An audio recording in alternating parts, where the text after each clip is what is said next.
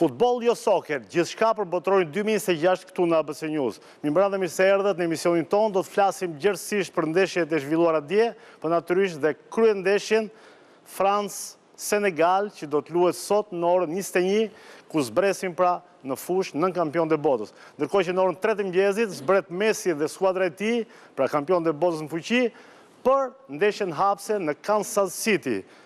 Ndërkohë, përpara se të prezantoj miq në studio, bashkëpunëtorin tim e kolegen Klaudia Kozi. Mirë se erdhe, Klaudia. Përshëndetje, mirë se u gjetëm. Modele gazetare. Klaudia, si kalove?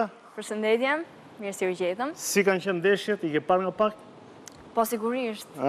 Si mund të mos t'i shohin gjitha ndeshjet, është botrori. Po, patjetër. Ndërkohë që sot deputon Mbappéja me Francën e tij, apo jo? Po, Mbappéja. Edhe Messi në orën 3 të mëngjesit. Po.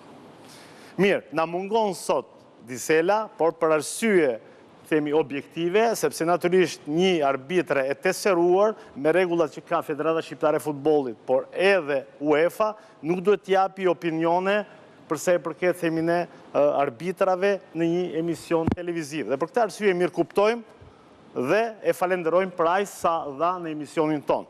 Mirë, ndërkohë që Klaudia do të shkojë në pozicionin e saj, unë vazhdoj të prezantoj miq në studio, Febron Ziu, trener, Mirëmbrëma Febron, mirë se erdhe. Mirëmbrëma Maksi. Dhe drejtor sportiv, le ta themi Febron.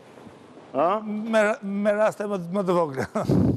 4 barazime dje Febron, nisi me Spanjën 0-0, barazimi par pa gola dhe më pas erdhën dhe 3 të tjerë. Por diçka për Spanjën, çfarë po ndodh? Me një fjali. Ka një mikarkesë ndeshjes nga ana fizike nuk janë mirë, jo vetëm Spanja, po gjithë ekipet evropiane nga dënësia akumulimi ndeshjeve, edhe e kemi thënë dhe në herë të tjera, kam në krahasim me botrorët e kaluar ku fillonte 2 muaj përpara faza përgatitore dhe kishe, domethënë ekipi që fitonte ishte ndonjë nga ata që bënin më tepër stërvitje, në këtë rast është ata që rikuperohen më shpejt. Ka dhe një fakt tjetër, por ta diskutojmë mbas pak. Ledio Pano, trener, mirëmbrëma Ledio, mirë se erdhe.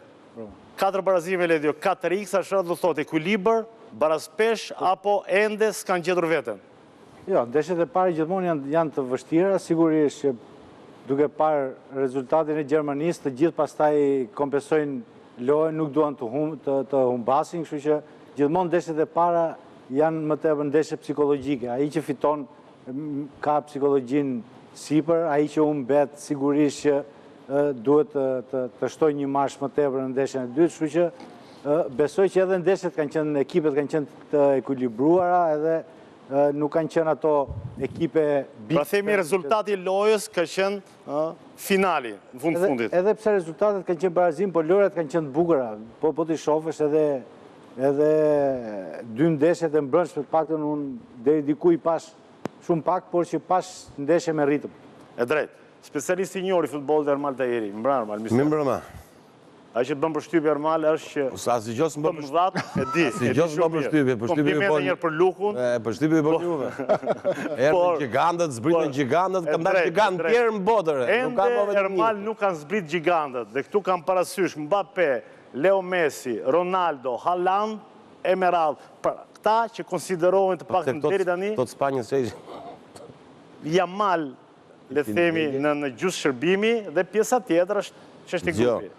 Po të shofësh ndeshjen me Spanjën, me atë pavarësisht se kishin 80% apo 75% të mbajtjes topit, pa i Çëndërbegu i bregut që ishte Kepit Gjelbër, ishte për 30 milion, 40 milion euro dhe kush nuk ka për ta marrë tash mas ndeshjes.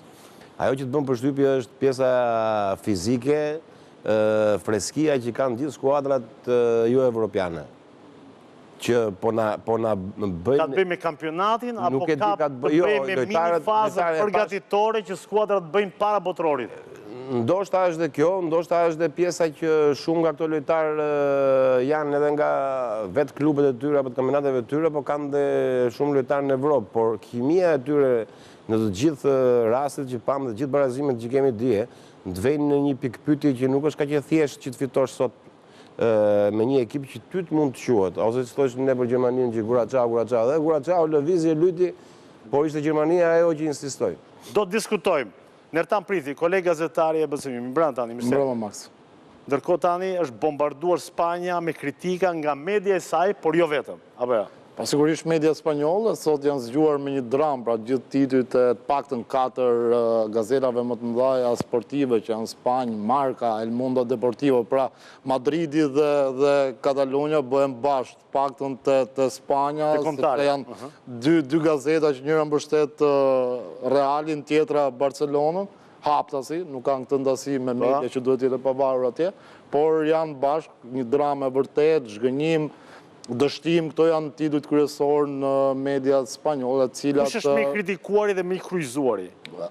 E kanë në total, flasin për një skuadër, një alarm të kuq, sepse laroha edhe alarmi i kuq, jepet një alarm për këtë ndeshje, jo për rezultatin, më shumë se sa për lojën e munguar të Spanjës, të kritikuar De La Fuente, trajneri spanjoll, kjo për shkak të deklaratave për parandeshjes dhe menaxhimit të menduar për ti, a i tha në konferencën zyrtare për media që do le pushim si Amal ashtu edhe Nico Williams, por më pas i aktivizoj në ato minuta të dëshpëruara për të marrë fitoren kundër Kepit Gjelbër që gjithsesi nuk e arrit. Pra mund të themi që është një skuadër skematike Spanja, por që varet edhe nga individ si që janë Amal dhe Nico Williams. Ajo që thamë para folës për specialistët, pra për atë skuadër që lojtarët vinë të shtrydhur pas një sezoni të gjatë, të lodhshëm, por edhe për